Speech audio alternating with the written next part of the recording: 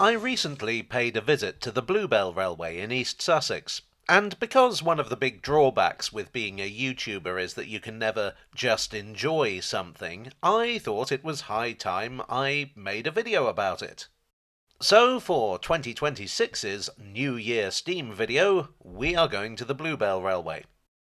Now, this is a railway I visit quite often for the simple reason that it's really easy for me to get to from London. It has interchange with National Rail at East Grinstead, and from there you can get to London in about an hour. The Bluebell Railway's East Grinstead station is designed to look like a small British Railways station, but it's actually entirely new. It only opened in 2013, and it's in what was once the goods yard of the original station. Most station car parks started out as goods yards, in fact.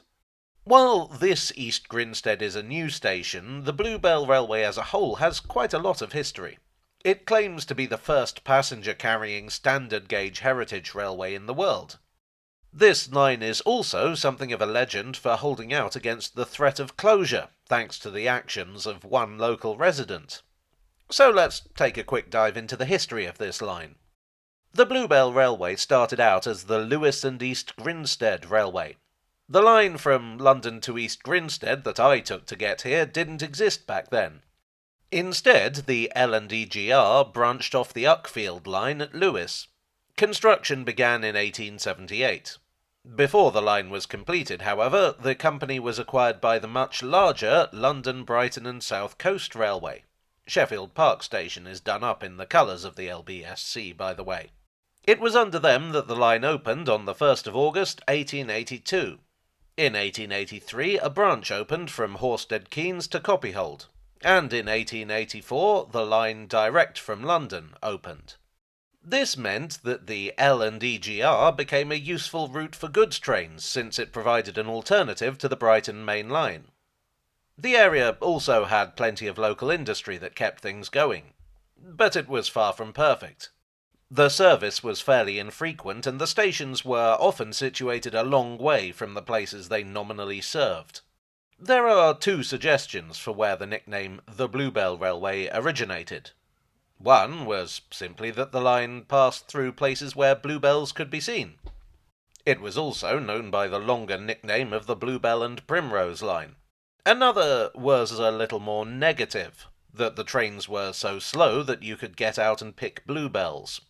Whether this is the true origin or not, it does tell you something about local opinion on the service.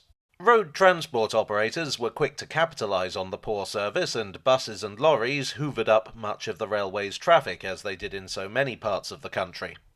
Now, we tend to associate the closure of Britain's railway lines with the infamous Dr. Beeching, although I personally think that the one we should be blaming for the Beeching axe is Transport Minister and road builder Ernest Marples. That's another rant for another day. But the point I'm making is that the writing was on the wall for the Bluebell Railway long before Beeching started swinging his hatchet. The London, Brighton and South Coast Railway was taken over by the Southern Railway in 1923, and Kingscote Station is done up in that company's livery. The Southern had already begun to rationalise the signalling, i.e. to make cutbacks and to remove the possibility of increasing the traffic.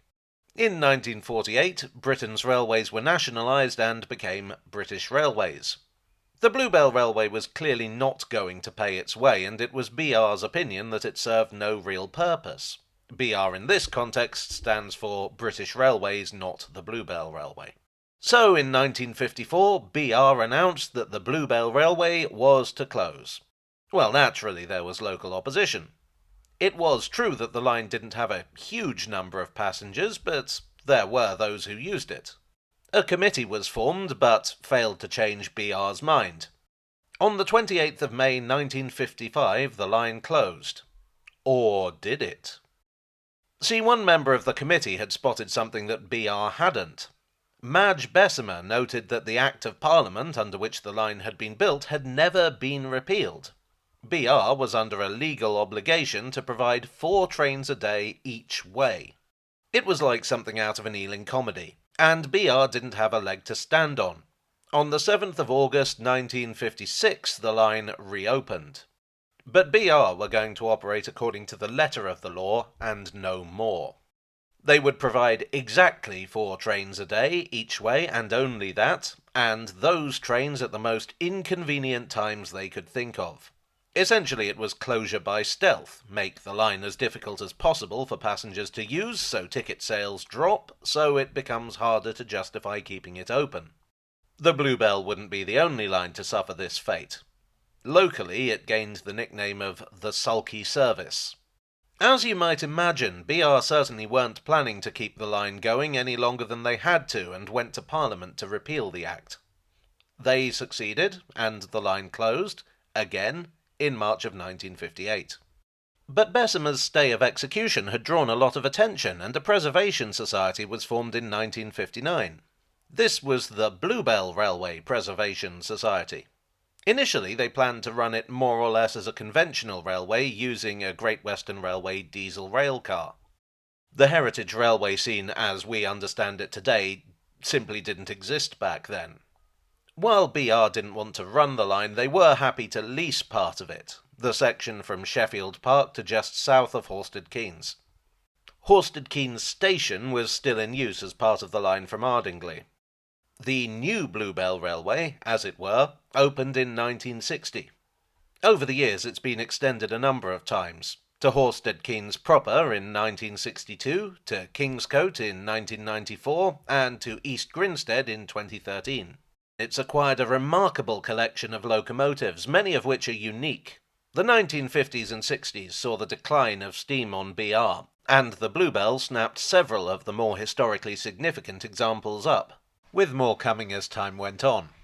Undoubtedly the most famous is London, Brighton and South Coast Railway A1X, Stepney, which gained worldwide fame after being featured as a character in Reverend Wilbert Awdry's Railway Series books and the subsequent Thomas the Tank Engine TV series. This is one of 2 A1Xs here. The other is Fenchurch, which has been rebuilt to resemble its earlier form. The line also has 3 of the South Eastern and Chatham Railway's P-class locomotives, which were basically the SECR's attempt to do their own A1X. These are known as Bluebell, Primrose and Nettle. Considering that only 10 were ever built, having 3 is pretty good going. Some other notables include the London and South Western Railway radial tank number 488, which formerly worked the Lyme Regis branch, the Great Western Railway's so-called Duke Dog, Earl Barclay, and the Fletcher Jennings industrial locomotive known variously as Captain Baxter or simply Baxter. According to the Railway Series book Stepney the Bluebell Engine, he swears a lot. I cannot confirm or deny this either way. My personal favourite is this tank engine, a North London Railway Class 75. This rugged engine is the only surviving locomotive of the North London Railway. Now, if I were to describe every steam locomotive on the Bluebell, we'd be here all day, even if I only limited myself to the historically significant ones. However, I should mention this British Railways Standard Class 4 tank engine. These engines were commonly used on the Bluebell Railway in BR days, so it's appropriate that this one should have ended up here. This is the newest addition to the fleet, Beachy Head, which is actually a replica of a London, Brighton and South Coast Railway H2 Atlantic.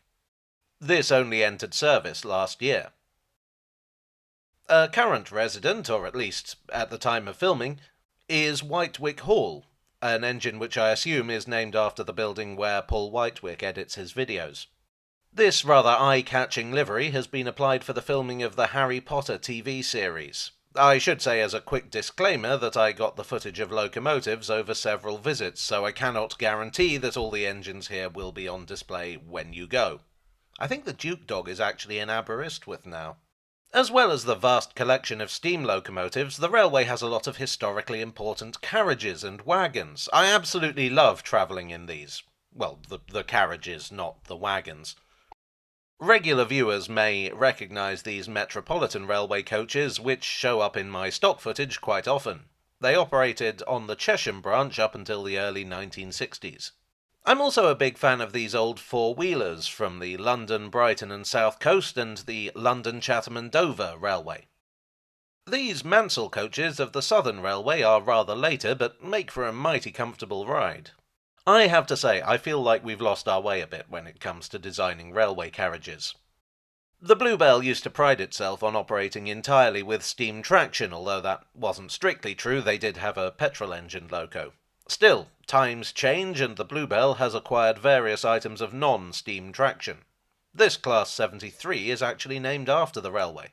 So, the railway becomes notable enough to get an engine named after it, which in turn lasts long enough to become worthy of preservation.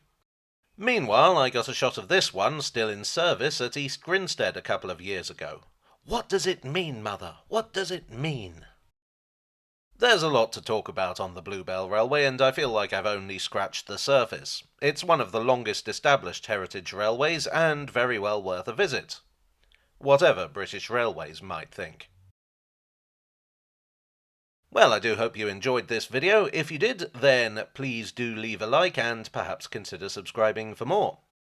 Today's main sources were the Bluebell Railway's website and Bluebell Railway 60 Years of Progress by Colin Tyson. I would like as ever to thank my donors on Ko-fi, on Patreon, and here on YouTube for your always generous support. You are the Bluebell to my primrose. And I will see you all again very soon. And wish you a very happy new year. Cheerio.